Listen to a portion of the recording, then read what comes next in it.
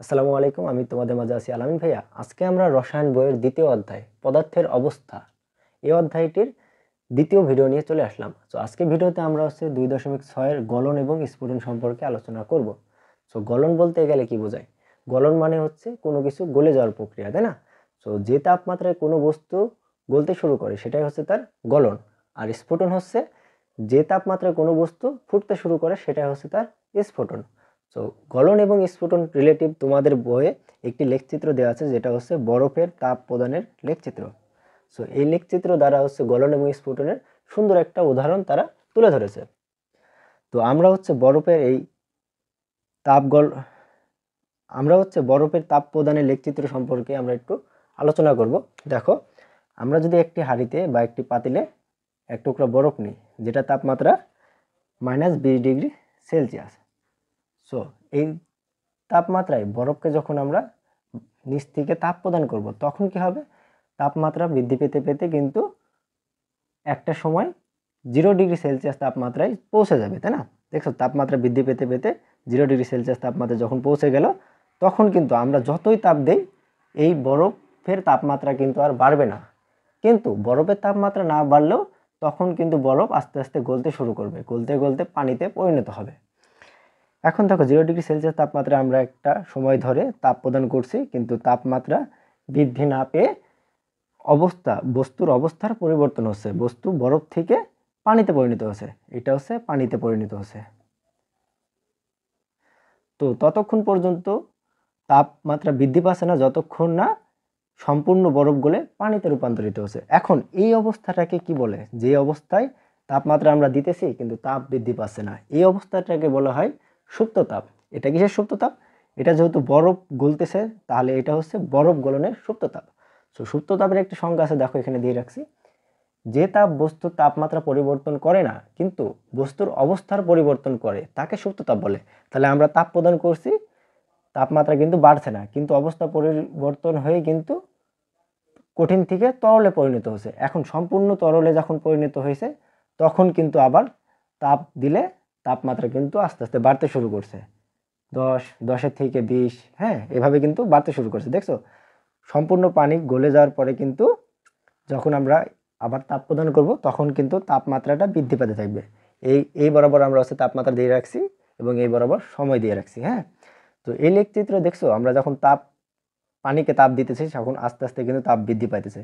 বৃদ্ধি পেতে পেতে যখন 100 ডিগ্রি সেলসিয়াস তাপমাত্রায় পৌঁছে গেল, তখন কিন্তু আবার একই বিষয়টাই লক্ষ্য করা যাচ্ছে যে তাপমাত্রা আমরা যতই দেই না কেন, তাপমাত্রা কিন্তু বৃদ্ধি পাচ্ছে না। কিন্তু এই অবস্থায় কিন্তু আবার তরল পানি বাষ্পে পরিণত হচ্ছে।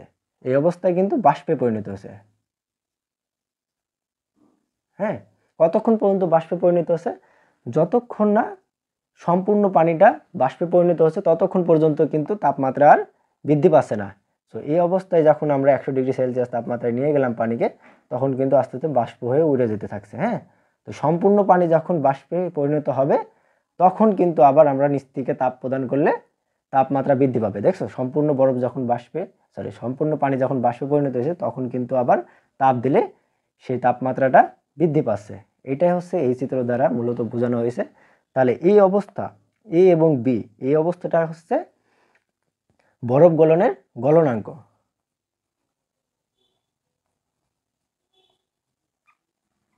আর এই অবস্থা, যে অবস্থায় সি এবং ডি, এটা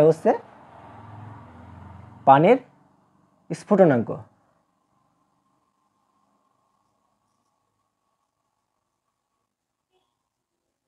তাহলে এই লেখচিত্র দ্বারা আমরা গলন এবং স্ফুটনাঙ্ক সম্পর্কে মোটামুটি একটা ধারণা কিন্তু পেয়ে গেছি। হ্যাঁ, তো এরপর তোমাদের পরবর্তী পৃষ্ঠায় 2.10 আরেকটা লেখচিত্র দিয়ে রাখছে, সেটা জলীয় বাষ্পের শীতলীকরণ লেখচিত্র। হ্যাঁ, তো আমি এটা মুছে দিই।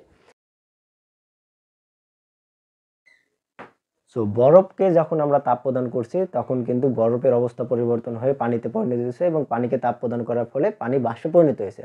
ঠিক একইভাবে আমরা যদি তাপ অপসারণ করে নিই, তাপ কমিয়ে নিয়ে আসি, তাহলে কি ঘটবে? তুমি যদি জলীয় বাষ্প থেকে তাপ অপসারণ করে নাও, সেই ক্ষেত্রে কি কি লক্ষ্য করবে, সেটাই মূলত এই লেখচিত্রে উল্লেখ করা হয়েছে।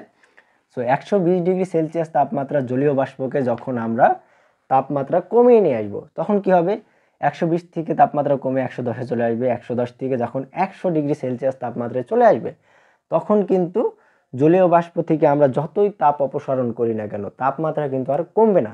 কতক্ষণ কমবে না? যতক্ষণ না সম্পূর্ণ জলীয় বাষ্প আস্তে আস্তে পানিতে পরিণত হচ্ছে। সম্পূর্ণ জলীয় বাষ্প যখন পানিতে রূপান্তরিত হবে তখনও কিন্তু তাপমাত্রা 100 ডিগ্রি সেলসিয়াসই থাকবে।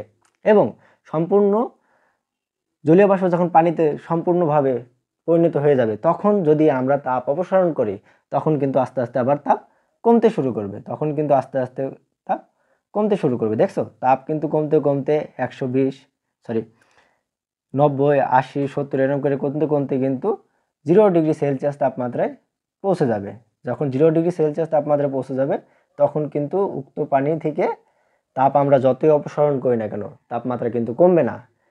তাপমাত্রা না কমলেও অবস্থার পরিবর্তন হয়ে তরল থেকে কিন্তু পানি বরফে পরিণত হতে থাকবে। যখন বরফে সম্পূর্ণভাবে পানিটা বরফে পরিণত হবে তখন কিন্তু আবার তাপ অপসারণ করলে তাপমাত্রা কমে আসবে। সম্পূর্ণ এই অবস্থায় কিন্তু সম্পূর্ণ পানি বরফে পরিণত হয়েছে। হ্যাঁ, আর এটা হচ্ছে পানি। এবং সম্পূর্ণ বরফ থেকে যখন আমরা তাপ অপসারণ করব তখন কিন্তু আবার তাপমাত্রা আস্তে আস্তে কমে আসবে। তো এই লেখচিত্র দ্বারা হচ্ছে এটাই বোঝানো হয়েছে যে জলীয় বাষ্পকে শীতলীকরণের লেখচিত্র। তাহলে জলীয় বাষ্পকে আমরা তাপ কমিয়ে নিয়ে আসছি, মানে তাপ অপসারণ করে নিচ্ছি। যখন জলীয় বাষ্প থেকে পানিতে পরিণত হবে এবং পানি থেকে যখন আমরা তাপ অপসারণ করব তখন যখন 0 ডিগ্রি সেলসিয়াসে পৌঁছে যাবে তখন কিন্তু আবার পানি বরফে পরিণত হতে শুরু করবে। এটাই হচ্ছে জলীয় বাষ্প শীতলীকরণ লেখচিত্র। তো আশা করি লেখচিত্রগুলো তোমরা বুঝতে পেরেছো। তো পরবর্তী পৃষ্ঠায় তোমাদের হচ্ছে ঊর্ধ্বপাতন এবং পাতন বলে একটা কথা রয়েছে। তো ঊর্ধ্বপাতন আর পাতন জিনিসটা কি? তো ঊর্ধ্বপাতন হচ্ছে কোনো বস্তুকে আমরা যদি তাপ প্রদান করি সেটা যদি কঠিন বস্তু হয় তাহলে কঠিন থেকে কিসে পরিণত হবে? তরলে পরিণত হবে। আবার তরলকে যখন তাপ প্রদান করবো সেটা তরল থেকে বাষ্পে পরিণত হবে, তাই না? কঠিন বস্তু থেকে তরল, তরল থেকে বাষ্পে পরিণত হবে। কিন্তু ঊর্ধ্বপাতন হচ্ছে এমন একটা প্রক্রিয়া যে প্রক্রিয়ায় কঠিন বস্তুকে আমরা যদি তাপ প্রদান করি তাহলে সেটা তরলে পরিণত না হয় সরাসরি বাষ্পে পরিণত হবে। এই প্রক্রিয়াটাকেই মূলত হচ্ছে ঊর্ধ্বপাতন প্রক্রিয়া বলে। আবার যখন আমরা বাষ্পকে শীতলীকরণ করব সেখন বাষ্প থেকে তরলে পরিণত না হয়ে সেটা সরাসরি কঠিন বস্তুতে পরিণত হবে। তাহলে এই প্রক্রিয়াটাই হচ্ছে মূলত ঊর্ধ্বপাতন প্রক্রিয়া। দেখো, ঊর্ধ্বপাতনের আমি একটি সংজ্ঞা দিয়ে রেখেছি। কঠিন অবস্থায় কোনো পদার্থকে তাপ দিলে তা তরলে পরিণত না হয়ে সরাসরি বাষ্পে পরিণত হয় এবং তাপ অপসারণ করে নিলে তা সরাসরি কঠিন পদার্থে পরিণত হয়। এই প্রক্রিয়াকেই ঊর্ধ্বপাতন প্রক্রিয়া বলে। ঊর্ধ্বপাতন প্রক্রিয়ার উদাহরণ হচ্ছে কর্পূর, ন্যাপথালিন, তারপরে আরও হচ্ছে শুষ্ক বরফ। এগুলো হচ্ছে ঊর্ধ্বপাতনের প্রক্রিয়া। তাহলে ঊর্ধ্বপাতনের ক্ষেত্রে আমরা ন্যাপথালিন তো চিনি, তাই না, যে ঘরের কোনায় কোনায় আমরা দিয়ে রাখি। ন্যাপথালিন যদি আমরা নিই, ন্যাপথালিন তো কঠিন বস্তু, তাহলে এই ন্যাপথালিনকে যখন আমরা তাপ প্রদান করব, নিচ থেকে যখন তাপ প্রদান করব সেটা কিন্তু তরলে পরিণত হবে না। তরলে পরিণত না হয়ে সেটা সরাসরি বাষ্পে পরিণত হবে, সরাসরি বাষ্পে পরিণত হবে। তাহলে এই প্রক্রিয়াটা হচ্ছে ঊর্ধ্বপাতন প্রক্রিয়া। আর এই বাষ্পকে যখন আমরা আবার তাপ অপসারণ করে নেব সেটা কিন্তু সরাসরি কঠিন বস্তুতে পরিণত হবে। তাহলে এই প্রক্রিয়াটা হচ্ছে ঊর্ধ্বপাতন প্রক্রিয়া। সো ঊর্ধ্বপাতন প্রক্রিয়া তো আমরা জানলাম, এবার আসি পাতন প্রক্রিয়ায়। সো স্বাভাবিকভাবে আমরা কঠিন বস্তুকে তাপ দিলে তা গলে যায় এবং গলন্ত বস্তুকে তাপ দেওয়ার পরে সেটা বাষ্পে পরিণত হয়। তাহলে কঠিন থেকে তরল, তরল থেকে বাষ্পে পরিণত হয়, তাই না, গ্যাসে পরিণত হয়। সো এই প্রক্রিয়াটাই হচ্ছে মূলত পাতন প্রক্রিয়া। পাতন প্রক্রিয়ায় আমরা হচ্ছে কঠিন বস্তুকে যখন আমরা তাপ প্রদান করব সেটা তরলে পরিণত হবে এবং তরল বস্তুকে যখন আমরা তাপ দেবো সেটা বাষ্পে পরিণত হবে বা গ্যাসে। বাষ্প তো পানির ক্ষেত্রে হয়। হ্যাঁ, তাহলে কঠিন থেকে তরল, তরল থেকে বাষ্পে পরিণত হওয়ার প্রক্রিয়াটা হচ্ছে পাতন প্রক্রিয়া। আবার গ্যাসীয় থেকে তরল এবং তরল থেকে কঠিন বস্তুতে পরিণত হওয়ার প্রক্রিয়াটা হচ্ছে পাতন প্রক্রিয়া। তাহলে পাতন প্রক্রিয়া এবং ঊর্ধ্বপাতন সম্পর্কে আমরা মোটামুটি ধারণা পেয়ে গেলাম। সো আজকের এই ভিডিওটির দ্বারা হচ্ছে তোমাদের এই অধ্যায়টি কমপ্লিট করে দেওয়া হয়েছে। সো আশা করি তোমরা বেসিক কিছু ধারণা পেয়ে গেছো এই ভিডিও দ্বারা। সো আজকের মতো এতটুকুই। সবাই ভালো থাকবে, সুস্থ থাকবে। আল্লাহ হাফেজ।